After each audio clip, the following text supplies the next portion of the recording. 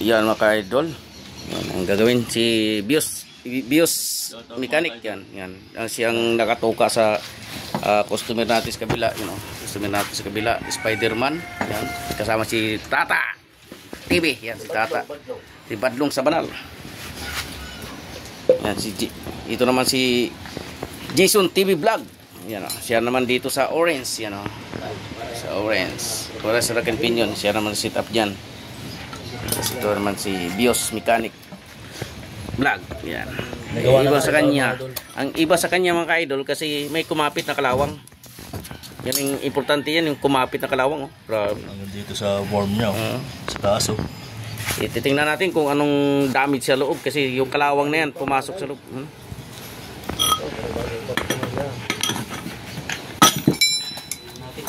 Okay, yung sa mga na lubog sa tubig mga ka-idol, ipa-refresh Rack and Pinion nyo na kasi pag hindi nyo ginawa yun, may tendencying bibili ka ng buong assembly na Rack and Pinion kasi kakayo rin sa loob yan. Kaya tulad niya may kalawang. Yan. Pero may kalawang. Titingnan natin anong damage sa loob. Alog na siya mga ka-idol. Titingnan natin. Yan. Kalawang ayaw natin bumaba. Grabe.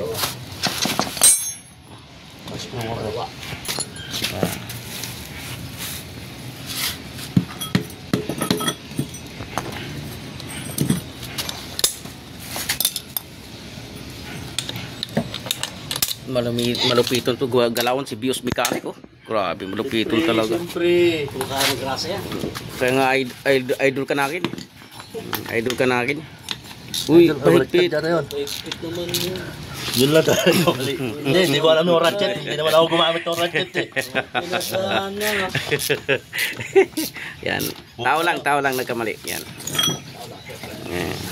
Yan. Titingnan natin kung anong kalagayan sa loob. Yan. Grabe, pati yung spring niya nagtutulak. May pintura. Damo may truth yung kulay na dilaw nagiging brown. Yun pag nabaha ka, ang kulay ng grasa mo nagiging brown. Mabuti kunti pa yung damage si mga ka-idol. Buti na desisyonan yung may-ari na ipa-refresh yung Rack and Pinion. Tayo mas tsura. Yung dilaw nagiging brown. Yan. Yan, abangan mo, linisin pa natin yan.